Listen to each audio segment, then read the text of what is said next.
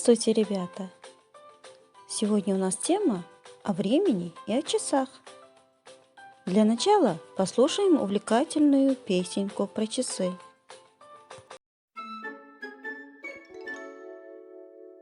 Песня про часы.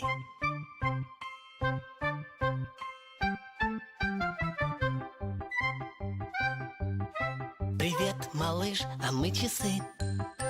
И наши стрелки, как усы. Мы день и ночь тик-так идем. И никогда не отстаем. Мы не компас, не весы, мы полезные часы.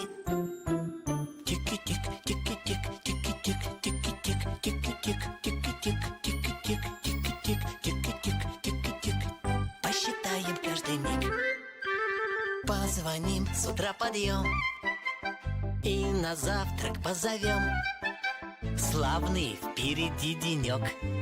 Просыпайся же, дружок. Посмотри скорее в окно, солнышко не спит давно. Динь-динь-динь, тики-тик, тики-тик, тики-тик, тики-тик, тики-тик, тики-тик, тики-тик, тики-тик, тики-тик, тики-тик. Посчитаем каждый миг.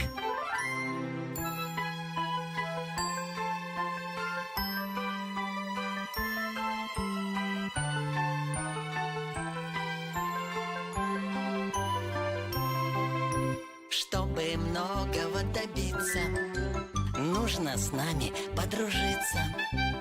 Очень бодро мы идем, и ленивых мы не ждем.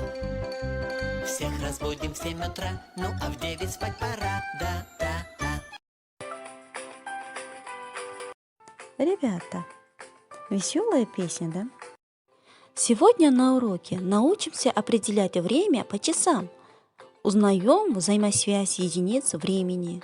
Будем развивать математическую речь, вычислительные навыки.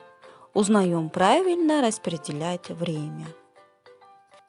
А давайте теперь узнаем новые слова, которые нам нужны в сегодняшнем уроке. Вот они.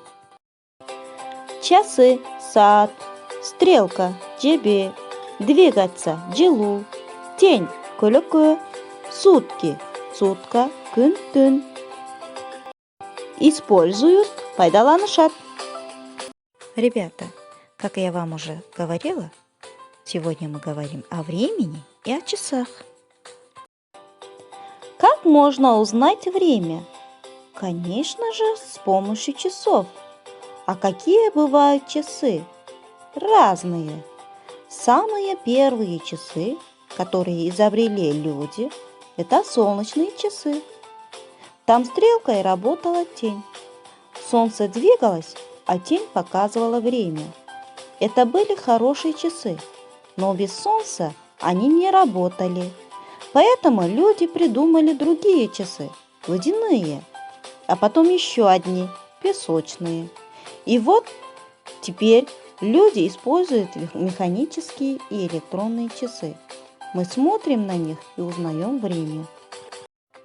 А теперь можете сказать, что мы делаем целый день?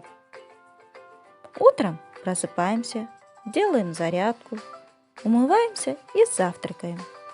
А днем помогаем маме в домашних делах, делаем уроки и играем. Вечером можно поужинать, прочитать любимую книжку и ложиться спать. Ребята, у нас на уроке сегодня гость. Его зовут Байтик. Он нас научит, как научиться понимать время по часам.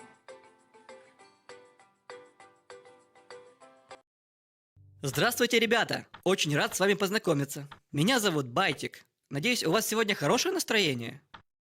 Очень хорошо! Сегодня я расскажу вам о том, как научиться понимать время по часам. Как это делают взрослые. Это совсем не сложно. Загружаюсь!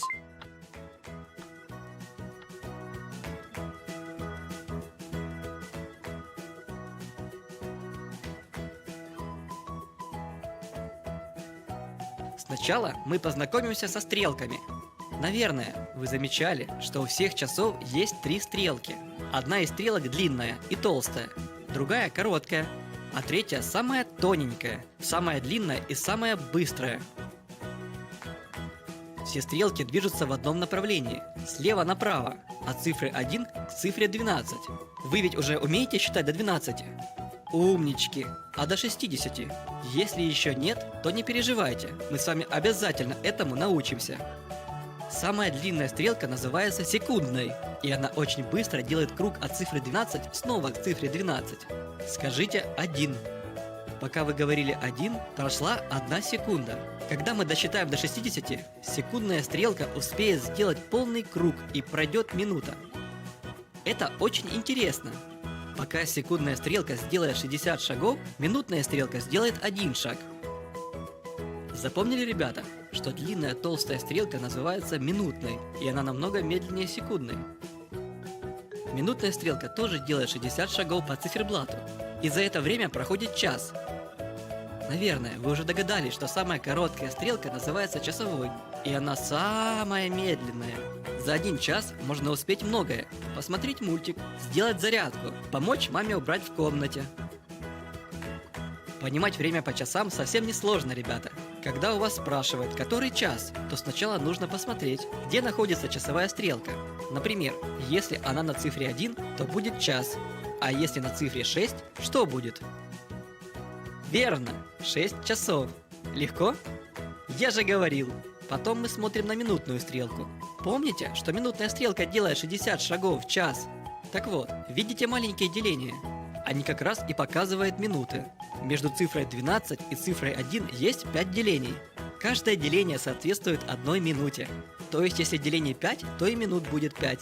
Сейчас наши часики показывают 12 часов и 5 минут. Между цифрой 2 и цифрой 3 тоже находится 5 делений. Если минутная стрелка стоит на цифре 2, то это будет 10 минут. Каждая следующая цифра на циферблате – это еще 5 минут. Сейчас на наших часах 12 часов и 15 минут.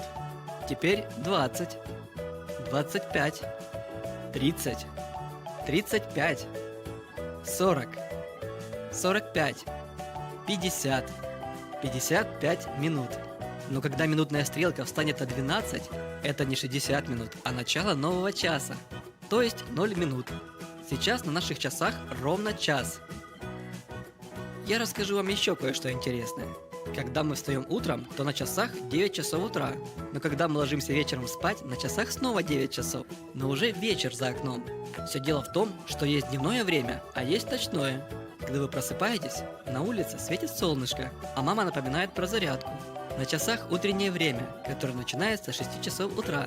Сейчас на часах 6 часов утра, 7 часов утра, 8 часов утра, 9 часов утра, 10 часов утра, 11 часов утра. После 12 часов уже будет день. На часах 12 часов дня, час дня, 2 часа дня, 3 часа дня, 4 часа дня. С 5 часов начинается вечернее время. На часах 5 часов вечера, 6 часов вечера, 7 часов вечера, 8 часов вечера, 9 часов вечера, 10 часов вечера, 11 часов вечера. С 12 часов начинается ночь и длится до 6 утра. На часах 12 часов ночи, час ночи, 2 часа ночи, 3 часа ночи, 4 часа ночи, 5 часов ночи. Понятно? Да вы просто умнички! Теперь потренируемся понимать по часам. Сколько на часах времени? Правильно, 3 часа и 30 минут. А сейчас? И снова верно, 6 часов и 45 минут. Теперь? Молодцы! 10 часов и 15 минут. Вы прекрасно справляетесь. Уверен, что теперь вы легко можете посмотреть на часы в вашей комнате и сказать, который час. Удивите и порадуйте своих родителей. Ну как, ребята, все ли вам понятно? Узнали, как понимать время по часам? Если будут вопросы, буду рада вам ответить. А теперь открываем страницу 99, упражнение 6. Прочитаем стихотворение Владимира Натановича Орлова про часы. Говорят, часы стоят, говорят, часы спешат, говорят, часы идут, но немного отстают. Мы смотрели с Мишкой вместе, а часы висят на месте. Скажите, как вы понимаете значение следующих слов? Стоят, спешат, идут, отстают, висят. Молодцы, ребята. Стоят, турушат. Спешат, шашышат. Идут, жүрүшөт. Отстают, артта калышат.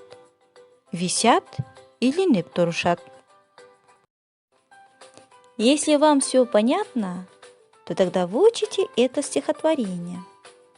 На этом наш урок подошел к концу. До свидания, ребята. Пока-пока.